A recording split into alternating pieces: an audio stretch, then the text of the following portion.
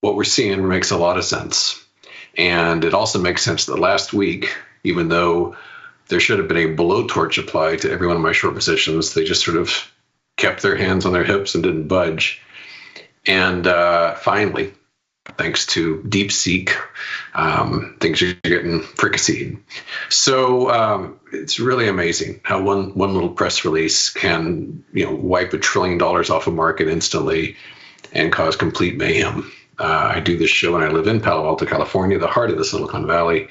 And there's unchecked pandemonium around here in the office buildings around, because the general notion is the entire premise that there will be ungodly amounts of money spent on servers and chips and electricity. Maybe not. So the whole foundation just disappears. And, we're traders. We all see those ones that got away. And moments before the camera went on, I happened to glance at VST, which is a boring old electric company, yawn. And I was really toying with the idea of shorting them last week, buying puts on it, actually, just because it seemed really high. It wasn't much of a pattern, just seemed really overpriced. And I looked, and they're like down $50, just because AI doesn't need electricity like it used to. It's like, oh, my God. So I don't want to compute the missed profits on that. But, yeah, definitely a huge fish that got away on me there. So, like I said, I'm prone to yammering, but let's not. Let's just jump into the charts and catch up with each other on this very cool red day. Spiders are down. It's nothing calamitous. It basically undid about a week's worth of gains. I'll take it. Cool stuff, but nothing really to trade on. In sharp contrast, China, which seems to have grabbed the AI baton for the moment, their stock market's doing pretty good. FXI is up over 1%. And it's kind of horrible, but I guess kind of understandable, because the general reaction over in the States is, oh, well, it's China. They're probably lying. It seems kind of bigoted to me just to assume, oh, China always lies. Well, maybe not. Maybe they actually got some kind of breakthrough here. But the U.S., they just can't accept the fact that, what we don't need NVIDIA anymore. Jensen Huang's $4 trillion market cap is $4 trillion too high, maybe. They won't accept it. We'll see. I don't know. I've got no special knowledge. Nobody does. But yeah, this is a general assumption that, they're lying. This can't be, because everyone's a permeable. They can't accept the fact that, maybe not. Maybe the market's like 3 times too expensive right now, at least. But yeah, they're refusing. They're just scared, to tell you the truth, that maybe the house of cards is about to tumble. Speaking of NVIDIA, it is fallen hard. We are down almost 18% on the day. We are trading at prices that we were trading at last spring. All this, it's just been grinding around for months and months and months. I don't know what the big deal is with this guy. I think he's like God Almighty, but it's done nothing for 10 months here. SMH is even worse. This is the Semiconductor ETF. We're trading at levels now that we were trading at in early March. So, over 10 months of product releases and profits and hype, and a new administration, which is pandering endlessly to the crypto bros and the tech bros. And for all that, bupkis. Yeah, zilch.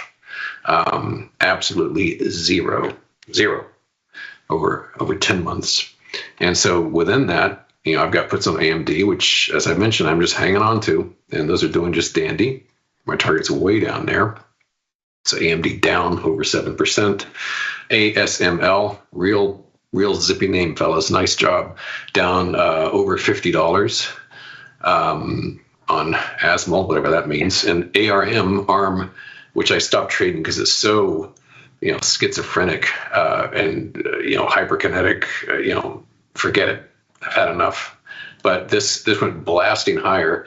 Can you imagine the poor soul who paid 182.88 for this thing? So that was just a few days ago, 3 trading days ago. It's lost $40 already off of that. Hello, wrong key, Tim. Watch where your fingers are, kiddo.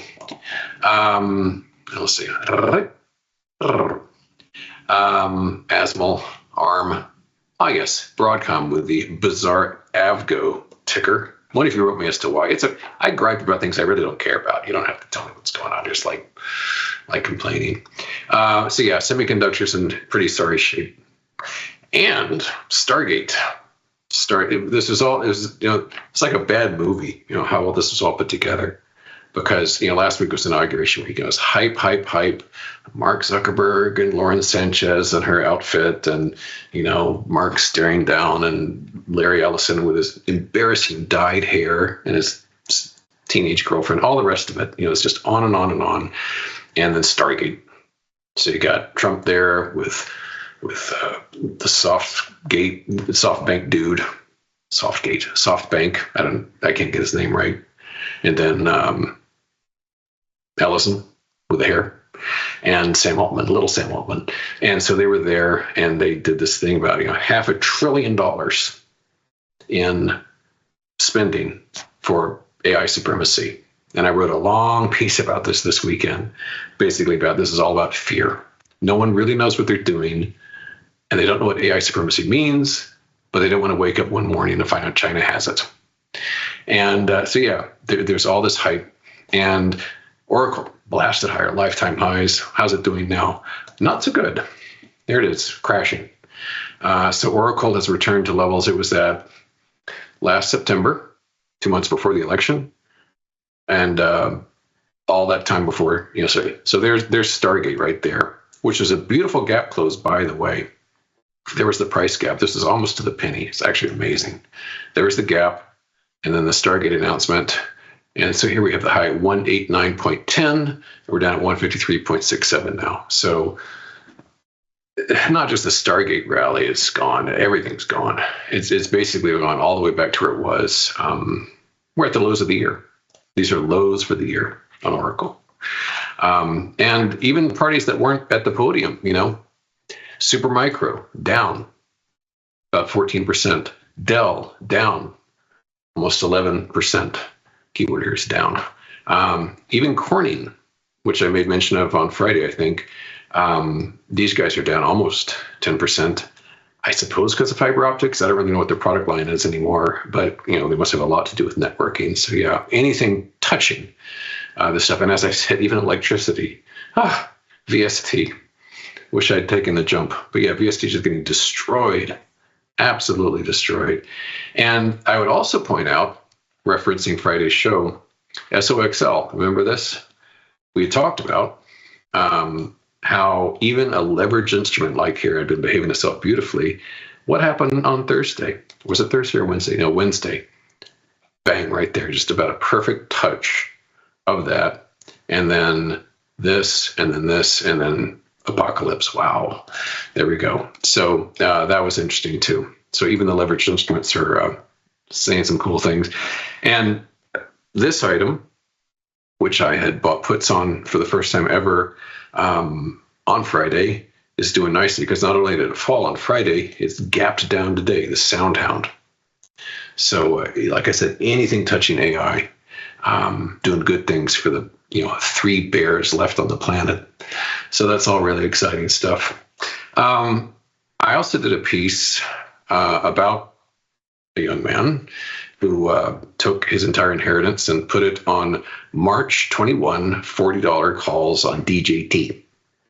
And I did this back in December, I think, in anticipation of the inauguration and what it would do. And in this weird performance piece, almost this sadomasochistic financial porn, he filmed himself as the opening bell happened last Tuesday and watched his $1.7 million inheritance instantly go to $1.2 million. And the crowd begged him to sell. It's like, for the love of God, sell. It stinks to lose $500,000. Terribly sorry. Please get out now. Get out, get out, get out. And he has come up with countless reasons why he's not going to. And I'm only saying this because it's kind of fascinating in the world of trading to see how a person will twist themselves into a pretzel to say why they're not going to budge. And so $500,000 loss, which seemed terrible, grew into a $700,000 loss, which was even more terrible. And I took a peek, and now It's way over $1 million loss, way over. So it's gone from a $1.7 million portfolio to, I think it's $500,000 now. He's still got $500,000 left, which is $500,000 more than he'll have if he keeps waiting. Because I don't think those $40 calls are suddenly going to, pay out, because this thing is just breaking down. I'm not showing it today, but the Trump coin, last I looked, had lost 2/3 of its value in the span of 6 days. And so I guess the notion that anything to do with this guy is golden. Okay, that would be a change over the past 40 years, but all right. No, it's collapsing.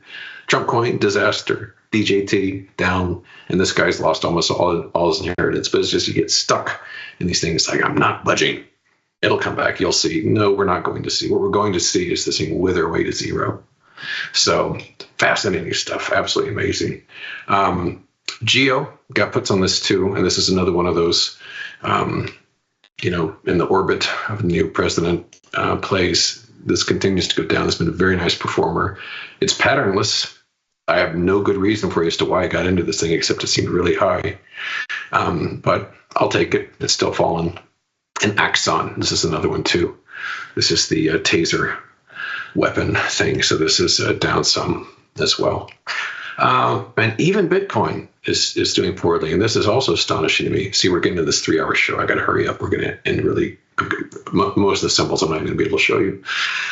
Bitcoin has received every benefit you can imagine. It has gotten endless pandering from the administration, positivity galore from every branch of the government, and this weekend, a pledge that crypto projects made in the U.S., tax-free, no federal tax. That seems really compelling. And what has Bitcoin done in response? Is it $250,000 now? Well, no, it's actually it actually was back down in the quadruple digits for a little bit, but we're hanging on to not quadruple, quintuple, but we're at about 100,000 now, down about $4,500, still grinding away between 90 and 108 for months now. So what else can they say? Going to require people to buy it, I suppose. So with all of this help, it isn't helping. So that should say something. And so in turn, Michael Saylor's organization is also down some, because every weekend he just borrows more money and buys more Bitcoin with it. But it ain't working so hot, although it's still profitable. I think his average cost is something like 65,000. So make no mistake, it's a profit. But the premium of the market cap of the company is all his reputation, and it's a very large figure. So it's going to be really interesting to see how this plays out in the end. Speaking of the end, it's the bottom of the hour, and this chart thing I'm not going to be able to tell about, but it's okay.